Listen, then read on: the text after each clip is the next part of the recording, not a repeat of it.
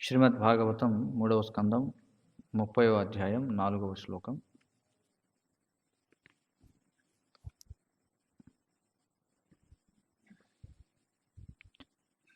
జంతుః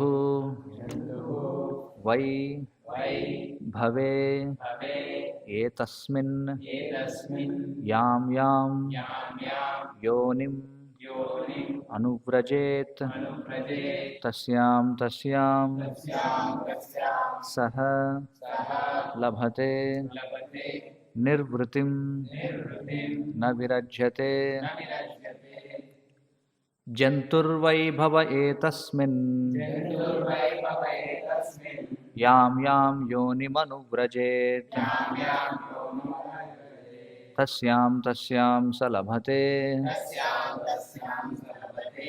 నిర్వృతిం న విరజ్యతే. జంతుర్వై భవ ఏతస్మిన్ యాం యాం యోనిమనువ్రజేత్ తస్యాం తస్యాం స లభతే నిర్వృతిం న విరజ్యతే. జంతుర్వై భవ ఏతస్మిన్ యాం యాం యోనిమనువ్రజేత్ తస్యాం తస్యాం స లభతే నిర్వృతిం న విరజ్యతే.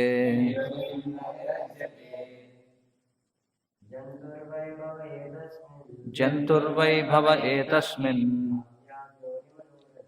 యాం యాం యోనిమనువ్రజేత్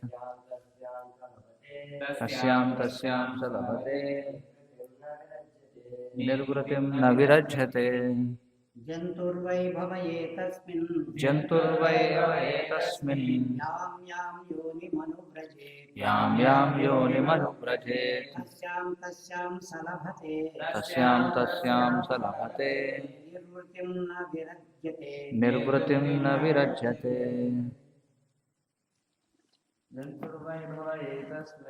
జంతుర్వై భవ ఏతస్మిన్ యాం యాం యోనిమనువ్రజేత్ తస్యాం తస్యాం స లభతే నిర్వృతిం న విరజ్యతే. జంతుర్వై భవ ఏతస్మిన్ యాం యాం యోనిమనువ్రజేత్ తస్యాం తస్యాం స లభతే నిర్వృతిం న విరజ్యతే. జంతుర్వై భవ ఏతస్మిన్ యాం యాం యోనిమనువ్రజేత్ తస్యాం తస్యాం స లభతే నిర్వృతిం న విరజ్యతే. జంతుర్వై భవ ఏతస్మిన్ యాం యాం యోనిమనువ్రజేత్ తస్యాం తస్యాం స లభతే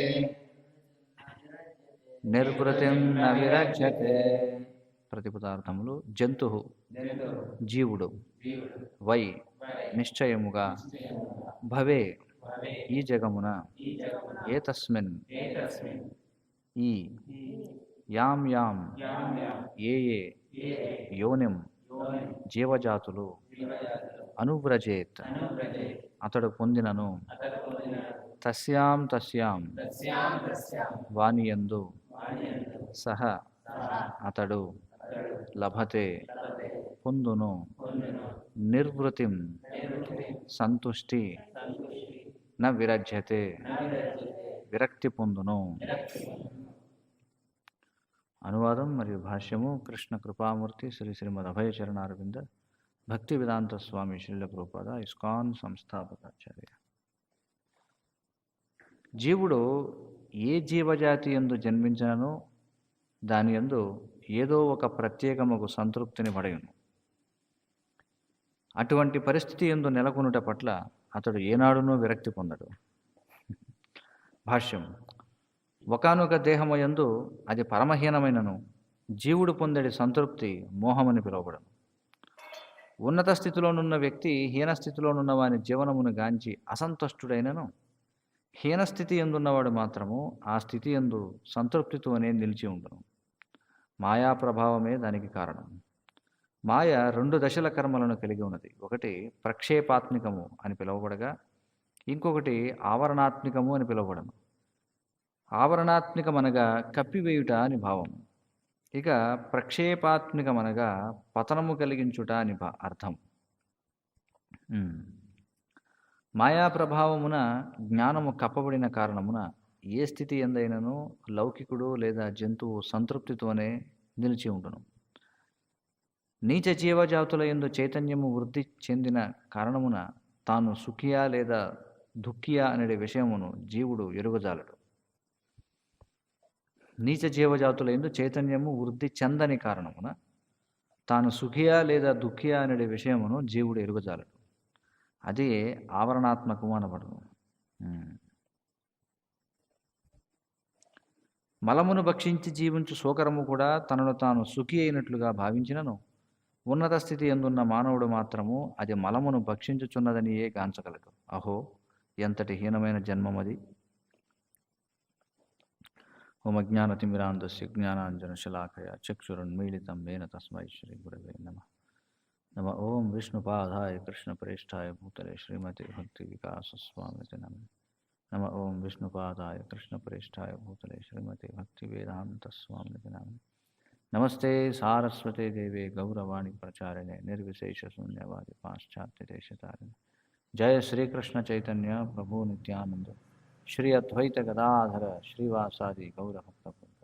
హరే కృష్ణ కృష్ణ కృష్ణ హరే హరే, హరే రామ రామ రామ హరే హరే. జంతుర్వైభవ ఏతస్మిన్ యాం యాం యోనిమనువ్రజేత్ తస్యాం తస్యాం స లభతే నిర్వృతిం న విరజ్యతే.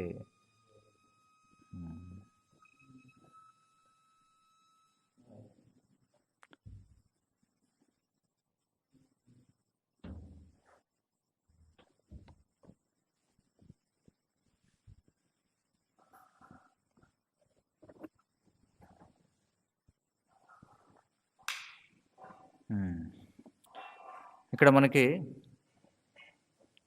ఈ అధ్యాయం పేరు కపిల భగవానునిచే విపరీత కర్మల వర్ణనం. విపరీత కర్మలు అంటే అర్థం ఏమిటి?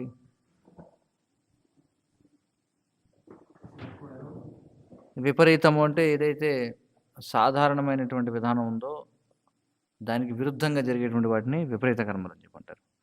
ఇప్పుడు వాటి గురించి ఇక్కడ కపిల భగవానుడు తల్లి అయినటువంటి దేవహూతికి వివరిస్తున్నాడు. ఏమంటున్నాడు ఇక్కడ చూడండి.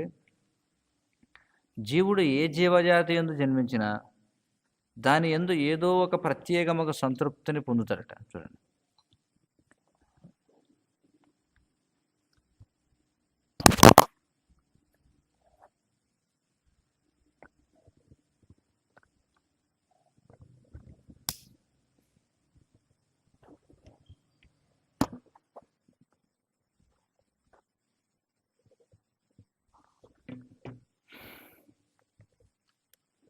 హరే కృష్ణ హరే కృష్ణ.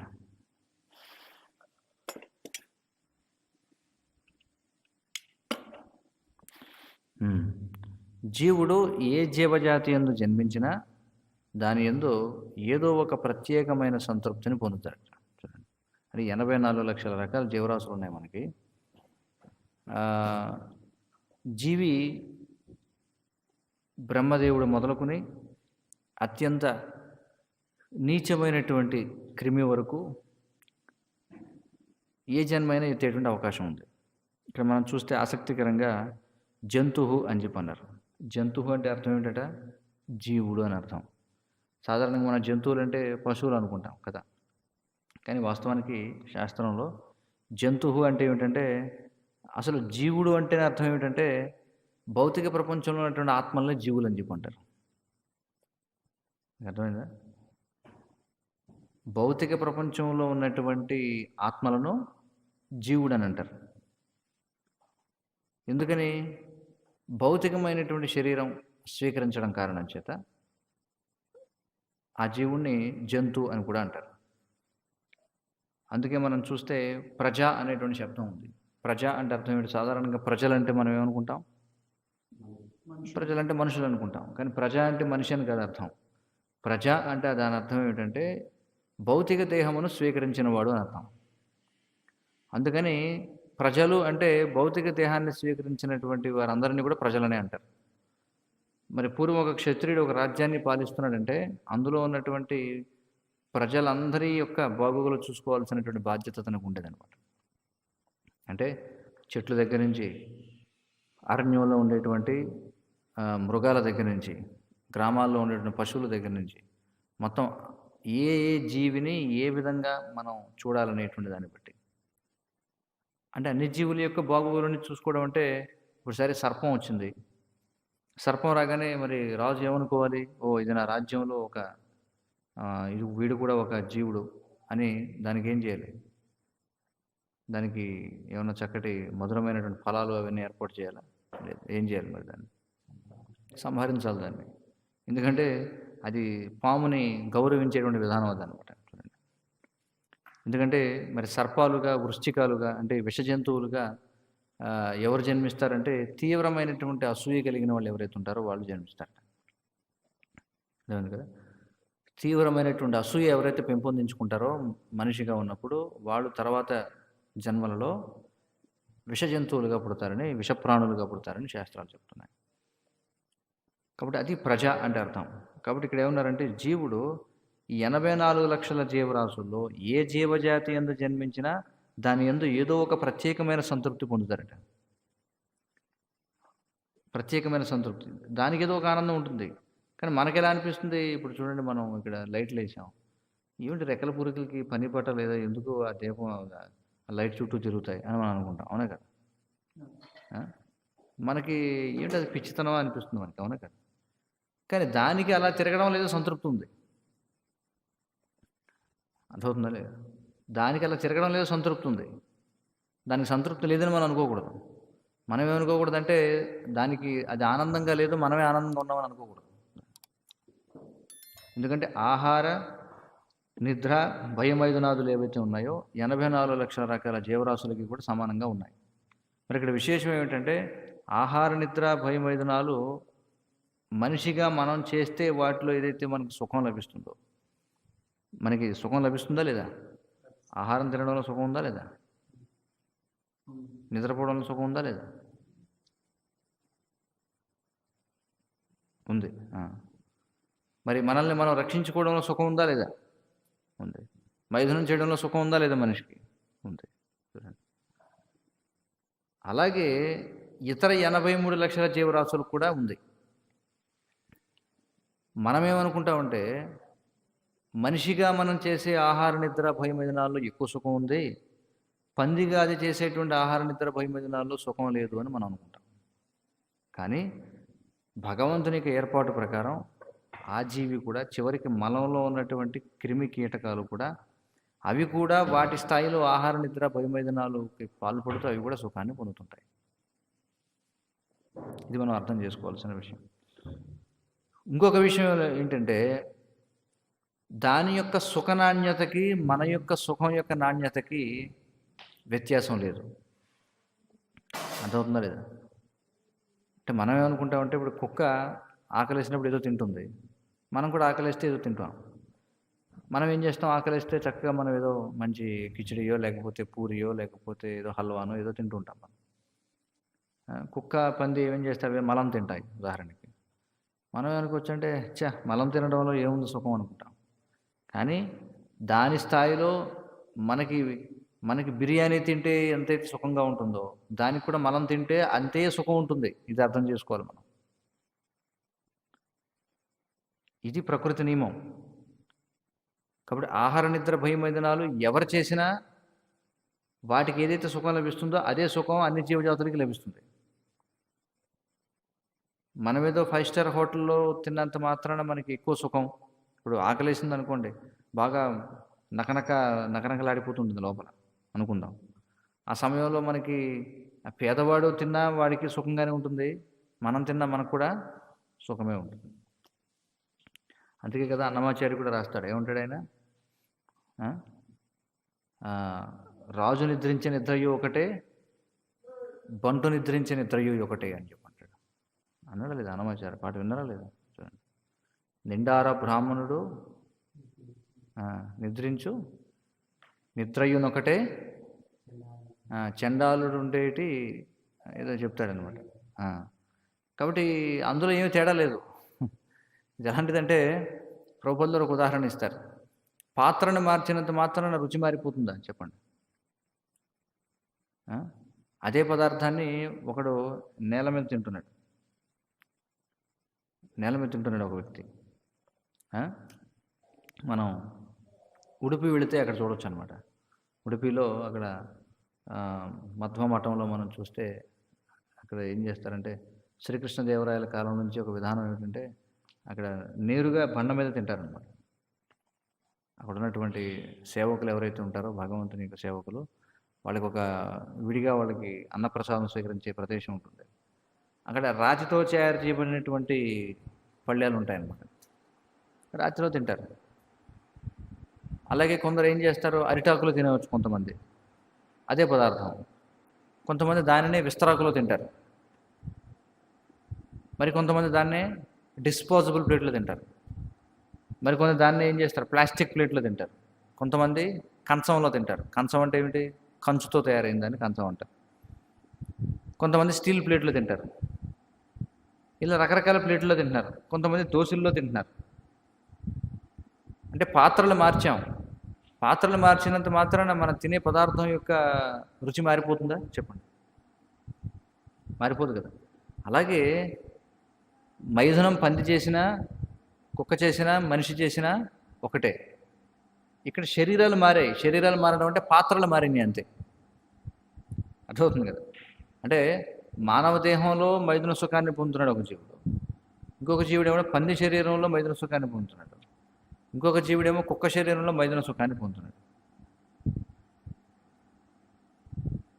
సుఖం ఒకటే, ఎందుకంటే పదార్థం ఒకటే, అదే కిచిడి తినేది. కానీ ఏం చేస్తున్నాడు, ఒకడు బంగారు పళ్ళెంలో, ఒకడు వెండి పళ్ళెంలో, ఒకడేమో ఇత్తడి పళ్ళెంలో, ఒకడేమో రాగి పళ్ళెంలో, ఒకడేమో కంచు పళ్ళెంలో, ఒకడు ప్లాస్టిక్, ఒకడేమో విస్తరాకు, ఒకడేమో నేల మీద తింటున్నాడు. మారిపోతుందంటారా? రుచి మారిపోతుందా? లేదు. అదే విషయం ఇక్కడ చెప్తున్నారు. కాబట్టి జీవుడు ఏ జీవజాతి ఎందు జన్మించినా దాని ఎందు ఏదో ఒక ప్రత్యేకమగు సంతృప్తిని పడయును. అది మోహం అంటే. చూడండి, అటువంటి పరిస్థితి ఎందు నెలకొనుట పట్ల అతడు ఏనాడును విరక్తి పొందడు. చూడండి, పందికి ఏమనిపించదు నేను మలాన తింటున్నాను చీ అని చెప్పి. పందికి అనిపిస్తుందా? కుక్కకి ఎప్పుడు అనిపించదు నేను ఏదో మలాన తింటున్నాను నేనని చెప్పి కుక్కకి చీ అని అనిపించదు. చూడండి, అదే చెప్తున్నాను. మన ఆకలితో ఉన్నప్పుడు ఎవరన్నా మనకి కిచిడి పెట్టారనుకోండి, మనకు తినడం వల్ల సుఖం కలుగుతుందా లేదా? అలాగే దానికి కూడా మలం తింటున్నప్పుడు దానికి కూడా అదే సుఖం ఉంటుంది. ఇది మనం అర్థం చేసుకోవాలి. ప్రభువులు మరొక ఉదాహరణ ఇస్తారు. ఏమంటారంటే భారతీయుడిని గిచ్చినా వచ్చే నొప్పి, అమెరికా వాడిని గిచ్చితే వచ్చే నొప్పి తేడా ఉంటుందా? భారతీయ నొప్పి, అమెరికా నొప్పి అనేది ఏమైనా ఉంటుందా? ఉండదు కదా. నొప్పి ఎవరికైనా సరే. సో ఈ విషయాన్ని మనం అర్థం చేసుకోవాలన్నమాట. కాబట్టి అటువంటి పరిస్థితి ఎందు నెలకొనేట పట్ల అతడు ఏనాడుని విరక్తి పొందడు. దానికేమి ఇదేమిటి నేను పంది జన్మలో పుట్టాను, ఇదేమిటి నేను మలం తింటున్నాను, లేకపోతే ఇదేమిటి నేను కుక్కగా పుట్టాను, నేనేమిటి ఇలాగ ఏదో చూడండి మాంసం దుకాణాల్లో విసిరేసినటువంటి ముడుసులు లేకపోతే తోళ్ళు తొక్కలు తింటున్నాను అని అనుకోదు. అదేమి దాని స్థాయిలో సుఖంగా ఉంటుంది. చూడండి, అందుకే ఇక్కడ ఏమన్నారంటే ఒకానొక దేహమునందు, అది పరమహీనమైన దేహమైనా సరే, జీవుడు పొందే సంతృప్తి ఏదైతే ఉంటుందో దాన్నే మోహం అని అంటారట. చూడండి, మోహం అంటే నిర్వచనం చెప్పారు. ఏంటది? ఒకానొక దేహమునందు, అది పరమహీనమైనా కూడా జీవుడు పొందే సంతృప్తిని మోహము అని చెప్పి అంటారు. అందుకే 5వ అధ్యాయంలో ఒక శ్లోకం ఉంది. ఏమిటది? ఇంద్రియ భోగం గురించి ఒక శ్లోకం చెప్పారు. ఏమిటది? శ్లోకం గుర్తుందా ఎవరికైనా? ఏహి సంస్పర్శజా భోగ దుఃఖయోనయ ఏవతే ఆద్యంతవంతః కౌంతేయ నతేషు రమతే బుధాహ అని చెప్పినారు. చక్కటి శ్లోకం. ఏహి సంస్పర్శజా భోగ, దుఃఖయోనయ ఏవతే. సంస్పర్శజా భోగ అంటే ఏమిటి? అంటే ఇంద్రియార్థములతో సంపర్కం చెందడం వల్ల, అంతే కదా. ఇంద్రియాలు ఇంద్రియ అర్థములతో ఎప్పుడైతే స్పృశిస్తాయో చూడండి, అంటే కన్ను ఇంద్రియం, దాని ఇంద్రియార్థం ఏమిటి? దృశ్యం. అలాగే నాలుక ఇంద్రియం, ఇంద్రియార్థం రుచి. ఇలా ఒక్కొక్క ఇంద్రియము దానికి సంబంధించినటువంటి ఇంద్రియార్థంతో సంపర్కం చెందినప్పుడు ఏమవుతుందట? ఏహి సంస్పర్శజా భోగ. ఈ విధంగా ఇంద్రియాలు ఇంద్రియార్థములతో సంపర్కం చెందడం వల్ల వచ్చేటువంటి భోగం ఏదైతే ఉందో దుఃఖయోనయ ఏవతే అని చెప్పున్నారు. ఇవన్నీ కూడా వాస్తవానికి దుఃఖానికి మూలాలట. చూడండి, ఏవి ఇంద్రియాలు ఇంద్రియార్థాలతో సంపర్కం చెందడం వల్ల వచ్చేటువంటి భోగం ఏదైతే ఉందో అదే దుఃఖమునకు యోని అని చెప్పున్నారు. అంటే దుఃఖం, అందులోనే దుఃఖం పుడుతుంది అని చెప్పున్నారు. ఎందుకంటే ఇవన్నీ ఆద్యంతవంతః కౌంతేయ. చూడండి, ఓ కుంతిపుత్ర, ఇవన్నీ కూడా ఆది అంతములు కలిగినటువంటివి. ఏమిటి? ఇంద్రియ సుఖాలు. అందుకే నతేషు రమతే బుధః అని చెప్పున్నారు.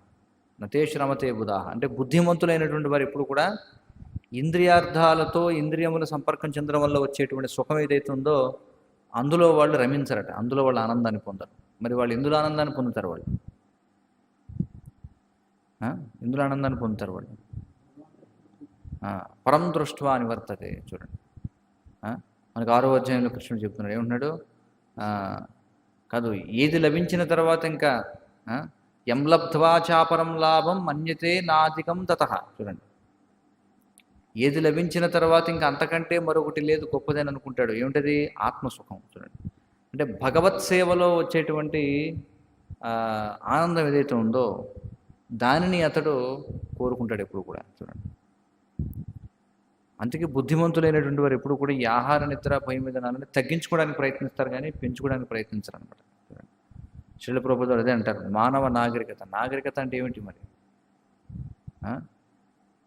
ఏమంటారంటే నిజమైనటువంటి మనిషి అంటే మానవ నాగరికత అంటే, నాగరికత పురోగమించడం అంటే ఆహార నిద్ర భయం విధానాలను పెంచుకుంటే అది కాదు. పెంచుకుంటే అది ఏమవుతుంది? అది పశు జీవితం అవుతుంది. చూడండి, అర్థవుతుందా లేదు? ఎంత ఎక్కువగా ఆహార నిద్ర భయం విధానాలు పెంచుకుంటే, ఎంత వైవిధ్యం పెరిగితే అందులో అంతగా మనం పశువుగా జీవిస్తున్నట్టు అనమాట. ఎంతగా ఆహార నిద్ర భయం విధానాలను మనం తగ్గించుకుంటే అంతగా మనం పురోగమించినట్టు. ఇది వైదిక నిర్వచనం నాగరికతకి. కానీ ఆధునిక నిర్వచనం ఏమిటి? ఇప్పుడు ఆధునిక యుగంలో అందరూ కూడా అడ్వాన్స్మెంట్ అంటే ఏమనుకుంటున్నారు? అంటే ఇంట్లో వండుకుంటే ఏం వండుకుంటాం? ఒక కూర వండుకుంటాం కదా. అలా కాకుండా అడ్వాన్స్మెంట్ అంటే ఏమిటి? పట్టణానికి వెళ్ళామనుకో, అక్కడికి వెళ్ళి అసలు వండుకోవడం మానేసి ఏం చేయాలి? కర్రీ పాయింట్కి వెళ్తే అక్కడ 10 రకాల కూరలు ఉంటాయి. అది అడ్వాన్స్మెంట్ అంటే. అది ఒక కూర తినడం కాదు, 10 కూరలు తినడం అడ్వాన్స్మెంట్. అలాగే నిద్ర. ఊళ్ళో అనుకోండి అందరూ ఒక టైంకి పడుకోవాలి. టౌన్కి సిటీకి వెళ్ళామనుకోండి, నీకు ఎప్పుడు కావాలితే అప్పుడు పడుకోవచ్చు. అన్నీ అంతే. ఇప్పుడు ఆహారం ఎందుకని జనం గ్రామాలను వదిలేసి పట్టణాలకు వెళుతున్నారు, పట్టణాలకు నుంచి నగరానికి వెళుతున్నారు, నగరాల నుంచి మహానగరానికి వెళుతున్నారు. చూడండి, అక్కడి నుంచి చంద్రుడి మీదకి వెళ్ళాలని ప్రయత్నం చేస్తున్నారు. ఎందుకోసం? ఇంకా ఈ ఆహార నిద్ర భయ విధానాల్లో ఇంకా ఏమైనా వైవిధ్యం ఉందేమో చూద్దామని. చూడండి, కానీ ఆచార్యులు ఏమంటున్నారంటే అది కాదు మానవ జీవితం అంటే. మానవ జీవితం అంటే ఏమిటంటే ఎంత ఎక్కువగా మనం ఆహార నిద్ర భయ విధానాలను పెంచుకుంటే అంతగా దుఃఖం పెరుగుతుంది అని అర్థం చేసుకోవడం. ఎప్పుడైతే ఈ విషయాన్ని అర్థం చేసుకుంటామో, ఆహార నిద్ర భయ విధానాలను పెంచుకోవడం వల్ల మనకు దుఃఖం వస్తుందని అర్థం చేసుకుంటామో, అక్కడ నుంచి మానవ జన్మ మొదలైనట్టు. అథాతో బ్రహ్మ జిజ్ఞాస అని చెప్పంటారు. ఎప్పుడైతే మనిషి అర్థం చేసుకుంటాడో ఈ జీవితంలో అంత దుఃఖమే కానీ సుఖం లేదని, అది అప్పుడు మొదలైంది వాడి జీవితం. చూడండి, అప్పటి వరకు వాడు పశువులాగా జీవిస్తున్నట్టే. చాలామంది వచ్చి అంటుంటారు, అసలు జీవితంలో ఏమీ సుఖం లేదండి. ఎస్, కరెక్ట్గా ఇప్పుడు మీ జీవితం మొదలైంది. అదేంటి అలా అంటారేంటి? జీవితంలో దుఃఖం ఏం చెప్తుంటే ఇప్పుడే కరెక్ట్గా మీరు ఆలోచిస్తున్నారంటారేమిటి అనుకుంటారు జనం. కానీ శాస్త్రం చెప్పేది అదే. ఎప్పుడైతే వాడికి ఇక్కడ దుఃఖం లేదని అర్థం అవుతుందో, దుఃఖాలయం అశాశ్వతం, కృష్ణుడు అదే కదా చెప్తున్నాడు. మాముపేర్చేది దుఃఖాలయం అశాశ్వతం నాప్నువంతి మహాత్మన. ఏముంటుంది శ్లోకం? మాముపేత్య పునర్జన్మ దుఃఖాలేమ శాశ్వతం.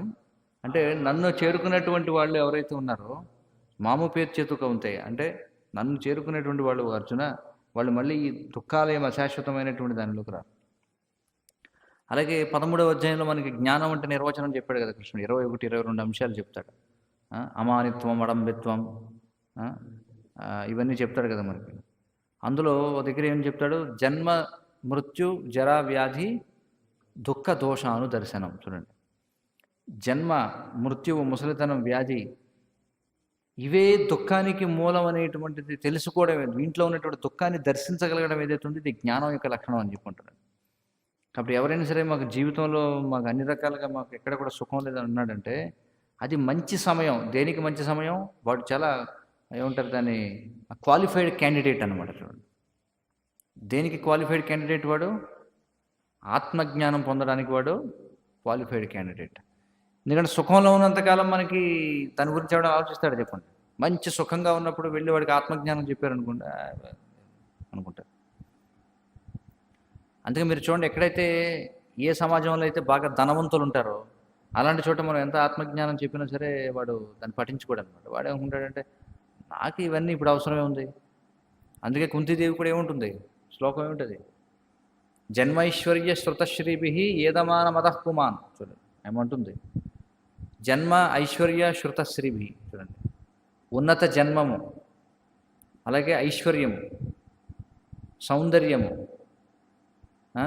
పాండిత్యము, వీటి కోసం ఎవరైతే ప్రయత్నిస్తున్నారో, చూడండి, ఉన్నత జన్మం కోసం, ధనం సంపాదించడం కోసం, సౌందర్యం కోసం, లేదా పాండిత్యం కోసం ఎవరైతే ప్రయత్నం చేస్తున్నారో ఏదమాన మదః పుమాన్, వీళ్ళంతా కూడా మదం ఎక్కుంటారంట. చూడండి, ఉంచిదేముంటుంది, నైవార్హత్యభిధాతుం వై, వాళ్ళకి అర్హత లేదట. ఎవరిని? భగవంతుణ్ణి ప్రేమతో, భగవంతుని పట్ల ప్రేమానురాగాలు కలిగి ఉండడానికి వాళ్ళకి అర్హత లేదట. ఎందుకంటే వీళ్ళందరూ కూడా ఇందులో మునిగి ఉన్నారు కాబట్టి, డబ్బు సంపాదించడంలో, పాండిత్యం సంపాదించడంలో. చూడండి, ఎప్పుడైనా మీరు చూడండి, చాలామంది వస్తుంటారు మన దగ్గరికి, వాడు బాగా అంత ధనం అంతా కూడా బాగా వస్తుంది, జీవితం అంతా బాగా వెళ్ళిపోతుంది అనుకోండి, ఎప్పుడో సంవత్సరానికి ఒకసారి 2 సార్లు ఉత్సవాలకు వస్తాడు కదా. కొంచెం కష్టాలు ఎక్కువగా ఉన్నాయనుకోండి, అప్పుడప్పుడు వస్తుంటాడు అనమాట, ఎక్కువగా వస్తుంటాడు. బాగా ధనం ఉండి అంతా బాగున్నప్పుడు వాడికి మనం ఆత్మతత్వం చెప్పినా సరే వాడికి ఎక్కదన్నమాట. ఇప్పుడు అవసరమే ఉందిలే అనుకుంటాడు. కానీ ఎప్పుడైతే మాయ వాడిని లాగి లెంపకాయలు కొట్టడం మొదలు పెడుతుందో అప్పుడు వాడికి ఏమవుతుంది, ఆ మదం దిగిపోయి అప్పుడు కొంచెం అర్థం అవుతుంది అనమాట. అప్పుడు వచ్చి ప్రశ్నించడం మొదలు పెడతాడు. ఈ విషయం 10 ఏళ్ల కిందటే చెప్తే నువ్వు విన్నావా? అప్పుడు నీకు ఎక్కదు. ఎందుకు ఎక్కదు నీకు? అదంతే. అదే కుంతిదేవి ఉంటుంది, జన్మైశ్వర్య శృతశ్రీభి ఏదమాన మదః పుమాన్. వాళ్ళు మదమిక్కి ఉండడం చేత వాళ్ళు భగవంతుని ఆశ్రయించలేరు అనమాట. నైవార్హత్యభిధాతుం వై, అందుకే నువ్వు ఎవరివి? త్వాం అకించన గోచర. మరి నువ్వు ఎవరికి కనిపిస్తావు? నువ్వు అకించనులు. అకించనులు అంటే ఏమిటి? కించన, కించిత్ అంటే ఏమిటి అర్థం? కొద్దిగా కూడా ఏమీ ఎవరి దగ్గర అయితే ఉండదో, ఎవడైతే నిష్టదరిద్రుడైపోతాడో వాడికి నువ్వు దొరుకుతావు అని చెప్పి అంటాడు. ఎందుకంటే వాడికి ఇంకేం లేదు కాబట్టి వాడు ఏమంటాడు, ఇంకా నాకు ఆ దేవుడే దిక్కను. అంతే కదా. అప్పుడు మనం చూస్తుంటాం కొంతమంది బాగా, అంటే అప్పుడే చక్కటి మంచి ఉద్యోగం, మంచి జీతం, మంచి అమ్మాయి, అంతా మంచి పెళ్ళి అన్నీ అవుతాయన్నమాట. అప్పుడు వాడికి ఆత్మతత్వం గురించి చెప్పామనుకోండి, ఇప్పుడు ఖాళీ లేదులేని ప్రభు, తర్వాత వస్తాను లేని ప్రభు అంటే. వాడికి కొన్నాళ్ళు అయిన తర్వాత మాయ లాగి లెంపకాయలు కొడుతుంది. లెంపకాయలు కొట్టిన తర్వాత, ప్రభు ఒక వారం రోజులు మీ దగ్గర వచ్చి ఉందాం అనుకుంటున్నారండి, రమ్మంటారా అంటే, రా. మరి సాధువులం కదా మనమేం ప్రతీకారం తెచ్చుకునేలా ఉన్నాం కదా. అప్పుడేమైంది, అప్పుడేమో ఉన్నామంటే ఉన్నాం. ఇప్పుడు అలా మనమే అనాం. మనమేమంటే సరేరా ఇప్పటికైనా నీకు బుద్ధి వచ్చింది. అలా వస్తుంటారు, అప్పుడప్పుడు చూస్తుంటాం. ఫోన్ చేసి అడుగుతుంటారు అనమాట, ఒక వారం రోజులు ఉండొచ్చా మీ దగ్గర? ఏం పాపం, ఏమైంది నీకు? సరేరా వచ్చాక మాట్లాడదాం. అలా ఉంటుందన్నమాట పరిస్థితి. కాబట్టి అందుకే ఆచార్యులు ఏమంటున్నారంటే, ఎవరు సరైనటువంటి అభ్యర్థులు అంటే అలా అని ధనం ఉన్నవాళ్ళు, లేకపోతే ఉన్నత కుటుంబంలో పుట్టిన వాళ్ళు, లేకపోతే మంచి పాండిత్యం ఉన్నవాళ్ళు, అందంగా ఉన్నవాళ్ళు, వాళ్ళు అనర్హులని కాదు. కానీ పోల్చి చూసుకుంటే మనం వాడికి అప్పుడు చాలా కష్టంగా ఉంటుంది వీటిని స్వీకరించడం. అందుకే ఇక్కడ ఆచార్యులు ఏమంటున్నారంటే అప్పుడు నిజంగా వాడి ఆధ్యాత్మిక జీవితం మొదలవుతుంది. ఎప్పుడైతే వాడికి అర్థమవుతుందో జీవితంలో ఎలాంటి సుఖం లేదనేటువంటి విషయం. అది బయట వాళ్ళకే కాదు, భక్తులకు కూడా వర్తిస్తుంది అనమాట. ఆధ్యాత్మిక జీవితంలో ఒక వ్యక్తి బ్రహ్మచారిగా ఉన్నా, లేకపోతే చిన్నప్పటి నుంచి ఆధ్యాత్మిక జీవితంలో ఉన్నా, ఇవన్నీ వింటుంటారు కానీ వాటి యొక్క గాంభీర్యం ఏంటో అర్థం కాదు. ఎందుకంటే అంత సాఫీగా గడిచిపోతుంటుంది, ఆధ్యాత్మిక వాతావరణంలో అంతా బాగుంటుంది, అంతా అలా వెళ్ళిపోతుంటుంది. కానీ జీవితంలో ఎప్పుడో ఒకప్పుడు దెబ్బలు తగులుతాయి, ప్రతి ఒక్కరికి పరీక్షలు వస్తాయి. ఎందుకంటే ఈ భౌతిక ప్రపంచం ఉన్నదే దానికోసం కదా, దేనికోసం? అందరినీ సంస్కరించడం కోసం ఉంది. మరి సంస్కరించాలంటే ఏం చేయాలి? దెబ్బలు పడాలి. కాబట్టి ప్రతి ఒక్కడికి జీవితంలో ఏదో ఒక దశలో దెబ్బలు పడతాయి. ఆ దెబ్బలు పడినప్పుడు అప్పుడు వాడికి సాక్షాత్కారం కలుగుతుంది అనమాట.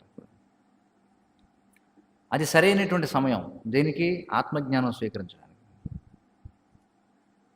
అందుకే ఇక్కడ ఏం చెప్పారంటే, ఎప్పుడైతే మనకి ఈ భౌతిక ప్రపంచంలో సుఖం అనేది లేదు, ఇక్కడ కేవలం దుఃఖమే ఉంది, ఇక్కడ ఉన్నాయన్నీ కూడా సమస్యలు తప్ప ఇంకేం లేవు అని అర్థం చేసుకుంటాడో అప్పుడు వాడికి మెల్లమెల్లగా ఉన్న విషయాలని అర్థం అవుతాయి అన్నమాట.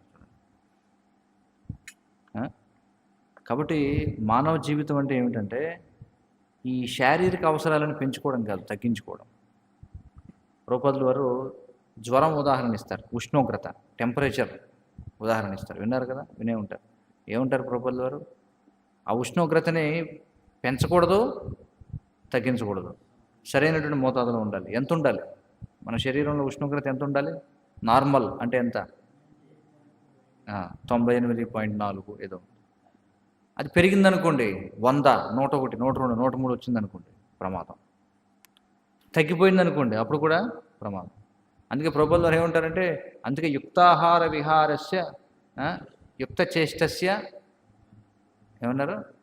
యుక్త చేష్టస్య విద్యతే ఉంది శ్లోకం. యుక్త స్వప్నావబోధస్య అని చెప్పారు. అందుకని యుక్తముగా ఉండాలన్నమాట. అత్యాహారం అనేది ఉంది మనకి. అందుకే చూడండి ఏమిటా శ్లోకం ఉపదేశామృతంలో? అత్యాహార ప్రయాసశ్చ ప్రజల్పో నియమాగ్రహ జనసంగశ్చ లౌల్యం చ షడ్భిర్భక్తిర్ వినశ్యతి అని చెప్పన్నారు. కాబట్టి ఇక్కడ మనకి ఇక్కడ ఏమంటామంటే నియమాగ్రహ అనేటువంటిది ఉంది. నియమాలని అతిగా పాటించడం, లేకపోతే అసలు పాటించకుండా ఉండడం. అగ్రహము ఆగ్రహము రెండు ఉన్నాయి. నియమ అగ్రహ అంటే ఏమిటి? నియమాలు గ్రహించకపోవడం, తీసుకోకపోవడం. నియమ ఆగ్రహం అంటే ఏమిటి? ఎక్కువగా తీసుకోవడం. అందుకే యుక్తముగా ఉండాలని చెప్పన్నారు. అలాగే ఇది ఎలాంటిదంటే, అందుకే ప్రభుత్వం అంటే మనం ఉష్ణోగ్రతని సమపాడులో ఉంచుకోవాలి. ఇంద్రియ భోగం విపరీతంగా పెంచకూడదు, అలాగే అసలు ఇంద్రియాలకి కావలసిన పదార్థాలు ఇవ్వకుండా ఉండకూడదు. అప్పుడు శరీరం చనిపోతుంది. అంతే కదా. మనం దేనికోసం వాడాలో దానికోసం వాడాలి ఈ శరీరాన్ని, అంతే. ఈ శరీరం అనేది ఏమిటి? శరీర మాధ్యం కలు ధర్మ సాధనం అని చెప్పన్నారు. ఇది ఒక వాహనం. ఒక వాహనం ఉంది మన దగ్గర, వాహనానికి మెయింటెనెన్స్ కావాలి కదా. 4వ అధ్యాయంలో ప్రభువుల ద్వారా చెప్తారు భగవద్గీతలో, శ్లోకానికి ఇచ్చిన భాషలో. మరి శరీరానికి కొంత పోషణ అనేది కావాలి. ఎలాగైతే ఒక యంత్రానికి దానికి శుభ్రం చేయడం, అలాగే ఆయిల్ పోయడం అనేది అవసరం కదా, అలాగే మన శరీరానికి కూడా అవసరం. అయితే కొంతమందిని చూస్తుంటాం, వాహనం అనేది ఉంది దేనికోసం అంటే ప్రయాణం చేయడానికి. ప్రయాణం చేయకుండా ఊరికే దాన్ని రోజు ఉదయాన్నే లేచి పనిపాటు లేకుండా ఏం చేస్తారు? దాన్ని శుభ్రంగా కడుక్కొని అగరొత్తులు వెలిగించి అందులో మళ్ళీ దాన్ని కప్పేసి అలా పెట్టుకుంటారు. కొంతమంది ఆ కారుని లక్షల రూపాయలు ఖర్చు పెట్టి దాన్ని రకరకాలుగా దాన్ని అలంకరణ చేస్తుంటారు. దానికి స్టిక్కరింగ్లు, లేకపోతే లోపల బొమ్మలు, అవి ఇవి కుషన్లు, మొత్తం అంతా చాలా బాగుండేది. కొంతమంది అసలు మెయింటెనెన్స్ చేయరు వాహనాన్ని. అర్థమవుతుంది కదా. ఎప్పుడు ఎలా ఉంటుందంటే ఏదో బయట చూడండి స్క్రాప్ షెడ్లో ఉన్నట్టుగా ఉంటుంది అనమాట. చూడండి, అలా ఉండకూడదు, ఇలాగే ఉండకూడదు. కాబట్టి ఎంతైతే అంటే మన శరీరము ఆత్మ కలిసి ఉండడానికి ఎంతైతే అవసరమో అంతవరకు ఇవ్వాల్సిందే. అంతేగాని శరీర అవసరాలు పెంచుకోవడం అంటే ఇప్పుడు ఎందుకంటే అందరూ కూడా తప్పుగా అర్థం చేసుకుంటున్నారు. అంటే ఏమంటారు దాన్ని? స్టాండర్డ్ ఆఫ్ లివింగ్ అంటారు కదా. ఉన్నత జీవన ప్రమాణాలు. అమెరికా దేశంలో స్టాండర్డ్ ఆఫ్ లివింగ్ ఎక్కువగా ఉంటుంది. ఏమిటి స్టాండర్డ్ ఆఫ్ లివింగ్ ఎక్కువ ఉండేది? అంటే ఆహార నిద్ర 10 నిద్రలు కాకుండా ఇంకేమన్నా 5-6 ఉన్నాయి ఎక్స్ట్రా, ఏం లేవు. అందులో వైవిధ్యం ఎంత ఎక్కువగా ఉంటే అంత స్టాండర్డ్ ఆఫ్ లివింగ్ ఎక్కువ అని చెప్తారు. అంతే కదా, అంతనే కదా. కానీ ఇది కాదు మానవ జీవితం అంటే, ఇది కాదు మానవ నాగరికత అంటే, ఇది జంతు నాగరికత. అందుకే మీరు చూస్తే ఆధ్యాత్మికంగా పురోగమించిన వాళ్ళు వాళ్ళ యొక్క లక్షణం ఏమిటి? మన కృష్ణుడు భగవద్గీతలో చెప్తాడు. ఉదాహరణకి ఏముంటాడు? అతిగా నిద్రించేవాడికి కానీ లేదా తగినంత నిద్ర లేని వాడికి కానీ యోగి అయ్యేటువంటి అవకాశం లేదండి. అలాగే మరొక చోట బహుశా 12వ అధ్యాయంలో అనుకుంటా భక్తుని యొక్క లక్షణాల గురించి చెప్పినప్పుడు లగ్వాసి అని చెప్పంటాడు. లగ్వాసి అంటే అర్థం ఏమిటి?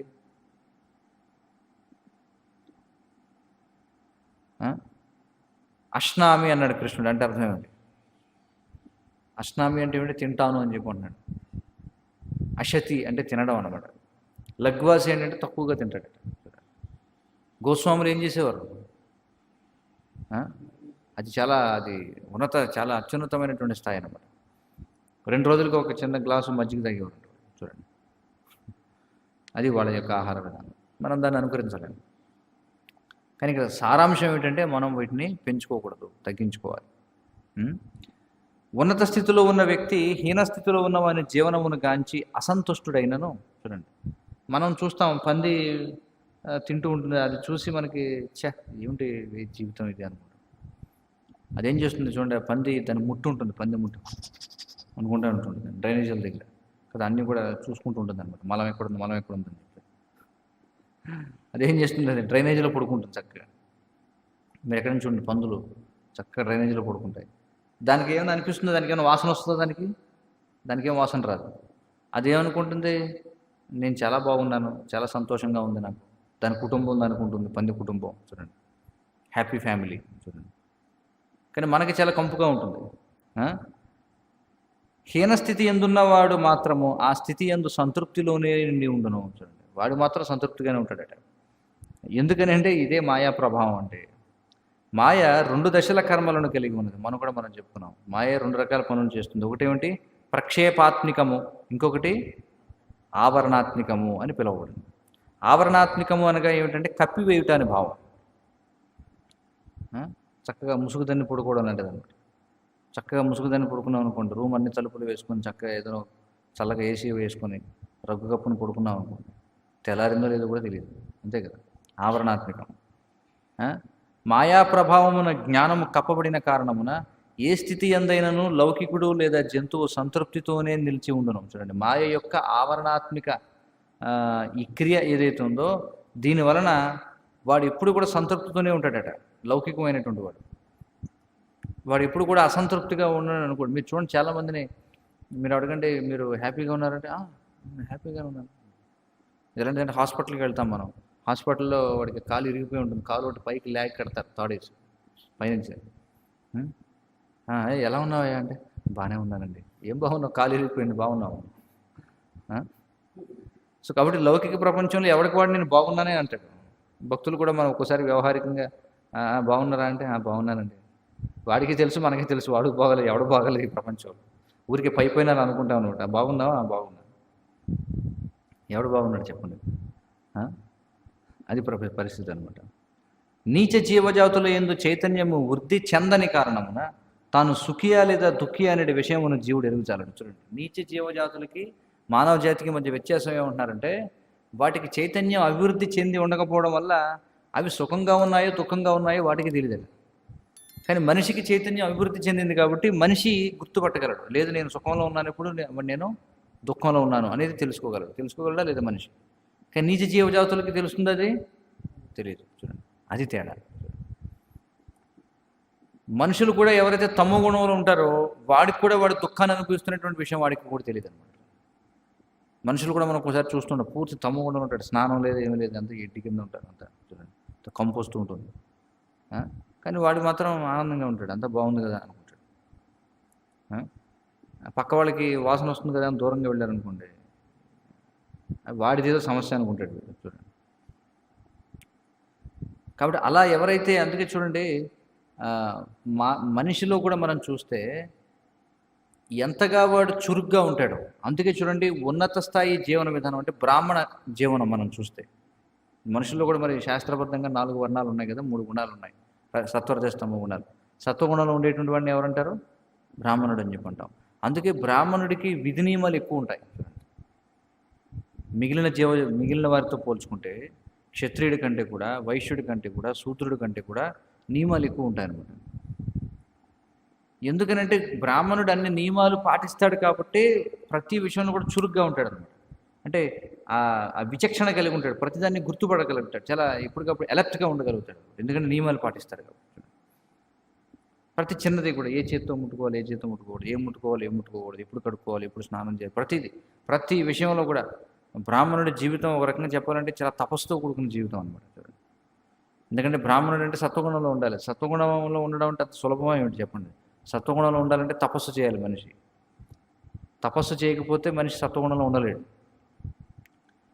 మరి బ్రాహ్మణుడు అంత తపస్సు చేస్తాడు కాబట్టి సత్వగుణంలో ఉండగలుగుతాడు, అందుకే వాడికి అంత ఉన్నతమైన జ్ఞానం కూడా కలుగుతుంది. భగవద్గీతలో కృష్ణుడు ఏం చెప్తున్నాడు? జ్ఞానం ఎప్పుడు కలుగుతుందని చెప్తున్నాడు? సత్వం సంజాయతే జ్ఞానం.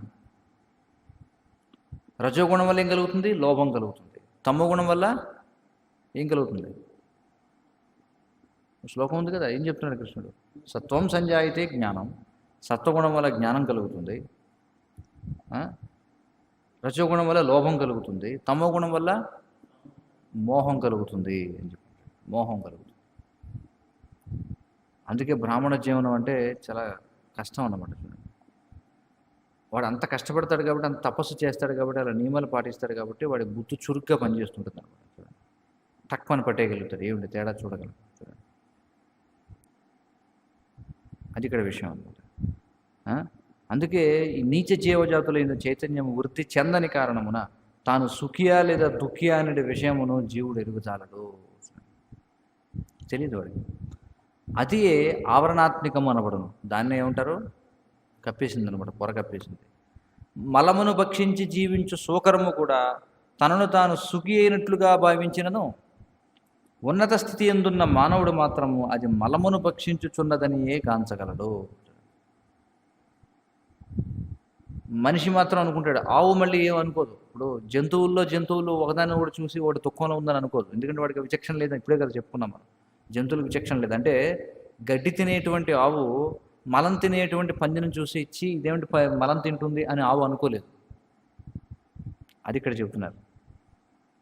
లేకపోతే కుక్క పందిని చూసి, లేకపోతే కుక్క ఆవును చూసి అరే నేను మాంసం తింటున్నాను, ఇదేమో గడ్డి తింటుంది అనేదేమో అనుకోలేదు. అది వాటికి విచక్షణ లేదు. కానీ మనిషి మాత్రం గుర్తించగలరు. అది మనిషికి ఉన్నటువంటి భేదం అన్నమాట. అలాగే మనుషులు కూడా భేదాలను చూడగలరు కదా.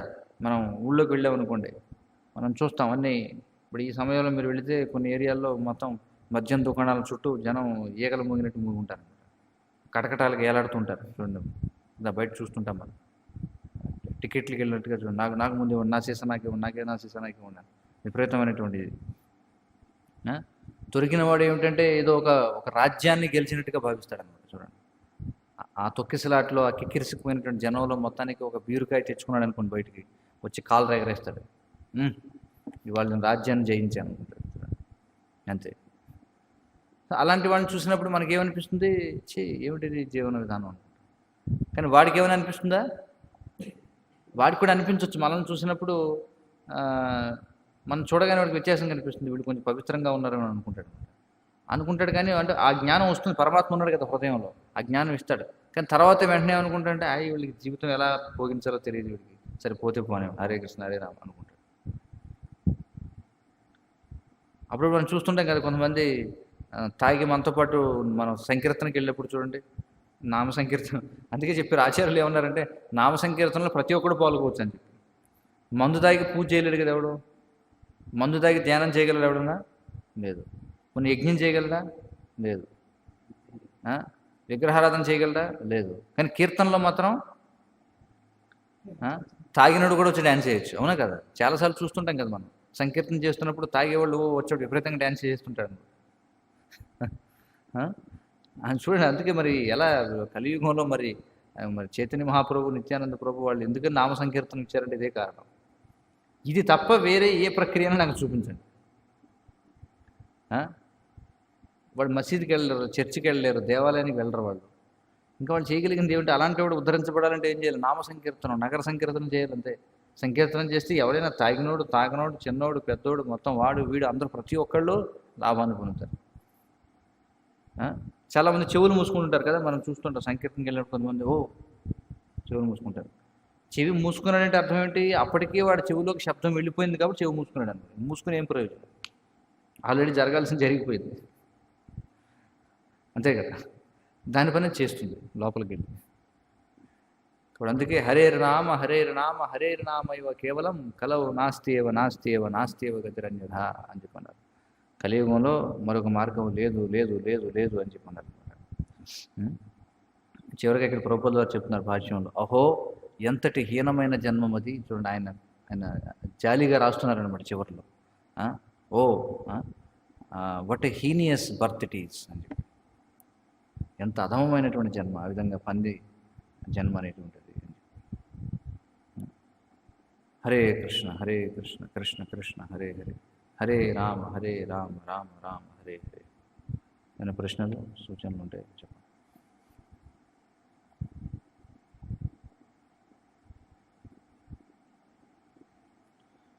ग्रंथराज श्रीमद् भागवतम की जय। जगत गुरु श्रील प्रभुपाद की जय। वाञ्छाकल्पतरुभ्यश्च कृपा सिन्धुभ्यो पतितानां पावनेभ्यो वैष्णवेभ्यो नमो नमः। संसारदावानन्दलीललोकानाय कारुण्यघनाघनत्यम् सकलनगुणार्णवस्य वन्दे गुरश्रीचरणारविन्दम्।